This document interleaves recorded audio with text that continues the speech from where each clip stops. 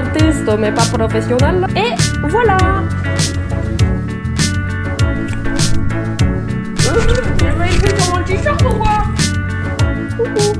Et salut les petits potes, c'est Riddle Rider et aujourd'hui on se retrouve pour une nouvelle vidéo où je vais te parler de l'entretien de ton cuir moto et de la customisation un petit peu comme j'ai fait ici. Ça me semblait être la bonne période pour vous parler du cuir simplement parce que il fait froid, alors malgré le fait que je roule en ce moment, je ne fais pas de road trip avec des paysages magnifiques donc je vais pas vous en faire une vidéo. Donc je me suis dit que c'était le bon moment pour vous parler de tout ça. D'autant plus qu'avec mon cuir rouge, il y a beaucoup de personnes qui me demandent comment je l'entretiens. Ça fait 6 ans que je l'ai et il a vieilli mais il est quand même dans un état pas trop mal. Et donc je vais te montrer parce que l'entretien d'un cuir noir c'est assez simple. Peu importe à quel point il est abîmé, tu mets un coup de cirage noir, ça efface tout. Un cuir de couleur, ça demande un peu plus d'entretien. Ce que je vais te montrer là, je le fais 2 fois par an. Ça vaut si t'as un cuir blanc, si t'as un cuir marron.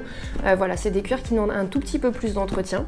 Et je vais te montrer comment le faire. Vous avez fait découvrir mon arrière de blouson. Est-ce que vous verrez d'assez près la qualité? Enfin la qualité de la peinture, pas de la réalisation, parce que je suis un artiste mais pas professionnel là, tu vois. Après l'avoir testé sous la pluie, sans garde-boue, avec des projections, et bah ça tient très bien. Et vous avez été nombreux à me demander comment j'avais fait, donc je vous explique ça après. Mes premiers points, avant de vouloir dessiner sur ton bébé,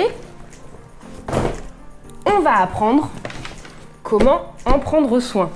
Alors, pour l'entretien de votre cuir, vous allez avoir besoin d'un chiffon que vous allez humidifier. Dans les démaquillants, si jamais votre blouson est très sale, alors moi, pour le coup, j'ai que du nettoyant visage, une crème nettoyant visage. Écoutez, ça fait très bien le taf, il faut juste pas prendre des produits qui vont trop agresser votre cuir. Donc, chiffon. Si jamais il est très sale, du lait démaquillant, des produits hydratants.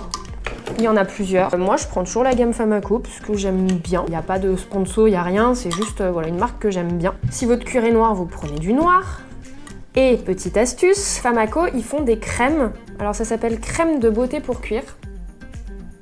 Et ils en font de toutes les couleurs, notamment pour les baskets. Et ben ça permet de bien les garder blanches et de bien entretenir le cuir de tes baskets. Moi j'utilise un chiffon pour appliquer les petites crèmes. Sache aussi qu'il existe des petites brosses exprès pour venir masser délicatement ton cuir. Je préfère utiliser un chiffon, je sais pas, j'ai toujours fait comme ça. Ça existe, juste je le fais pas. Voilà. Première étape, il faut de temps en temps le nettoyer. Bon, si visuellement il n'y a pas trop de soucis. Comme je vous ai dit, j'ai pas de garde-boue, donc vous pouvez voir ici, c'est dégueulasse. C'est de la graisse de chêne, c'est du goudron, c'est des trucs qui me remontent dans le dos en fait quand je roule. Tu prends un linge que tu as humidifié, tu frottes, c'est juste pour dépoussiérer et ça va très bien. Moi pour mon cas, c'est que je prends du lait démaquillant, j'en mets une toute petite noisette et tu fais des petits mouvements circulaires. Alors, moi, vu l'état du business, c'est imprégné dans le cuir avec un peu d'huile de coude, mais bon, il y aura toujours un petit peu des traces. Quand tu vas le frotter, tu vas avoir de la couleur qui va partir, c'est normal. S'il n'y a rien, c'est que la couleur a complètement dégorgé. Il est temps de l'entretenir. Bon, c'est déjà pas mal. J'ai fait partir le plus gros des taches. Ensuite, et c'est là qu'interviennent les produits magiques, tu prends un petit chiffon et tu vas bien l'appliquer sur toutes les coutures. Et tu n'hésites pas à masser. Plus tu masses, plus ton cuir il va être content. On est généreux sur la quantité et on masse.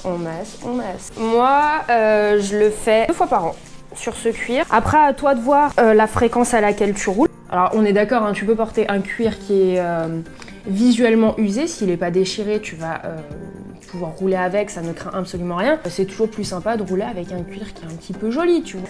Voilà. Le plus important pour entretenir ton cuir, c'est de l'hydrater. Alors, si t'as pas des choses colorées, tu l'hydrates avec une crème classique transparente ou noire si ton cuir est noir.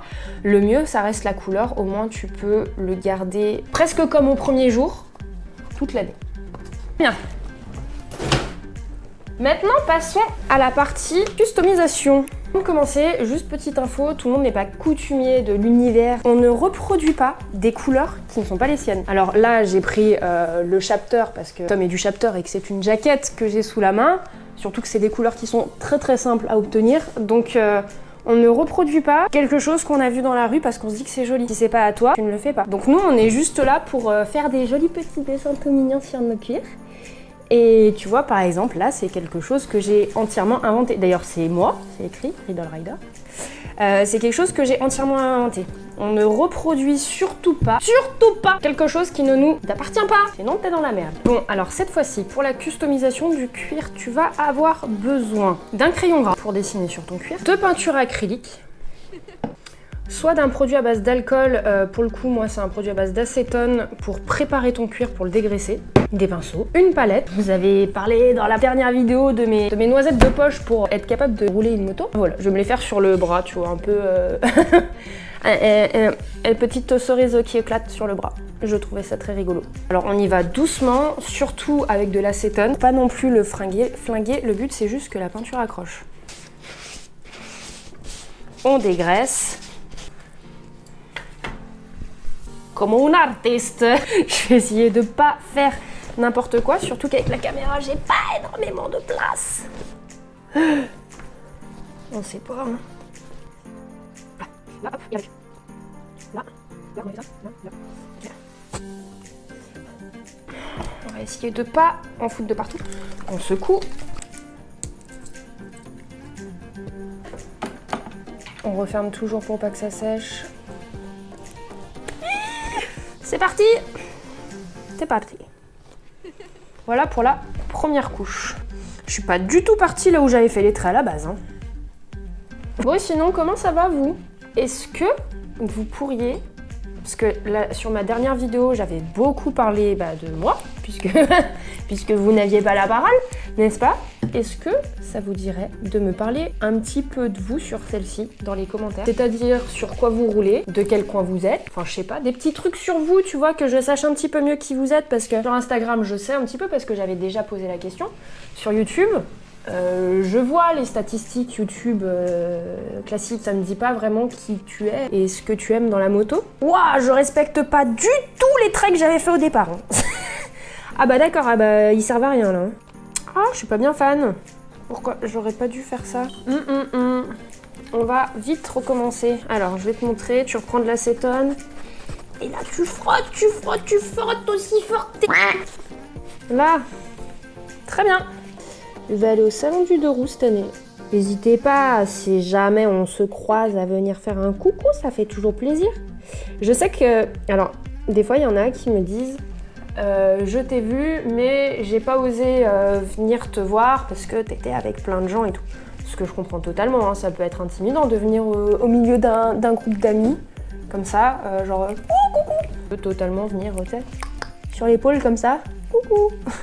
Alors dis-moi qui tu es, parce que si tu dis juste comme ça m'est déjà arrivé, salut Agathe, ça va? Et que je bug en me disant probablement que je connais cette personne, mais je ne me rappelle plus son nom, tu vois, c'est très gênant. Donc dis-moi que tu me connais des réseaux et tout, et puis on papotera 2 secondes. Et voilà, il va me rester le vernis. Je repasse par-dessus ce que j'ai fait. Ça va permettre de le protéger, de lui donner ce côté brillant. Et voilà! Voilà le rendu final sur l'épaule. Bon, il va me rester à faire le flaming ici, le flaming de l'autre côté, mais vous avez compris le principe. On dégraisse, on fait sa petite peinture, on met le vernis, voilà, rien de plus simple. Une fois fini, je vous mettrai tout sur Instagram. Là, je vous dis à bientôt pour une prochaine vidéo. Et puis, si vous avez la chance en février d'aller au salon du 2 roues, et à dans 3 semaines du coup. Bye bye!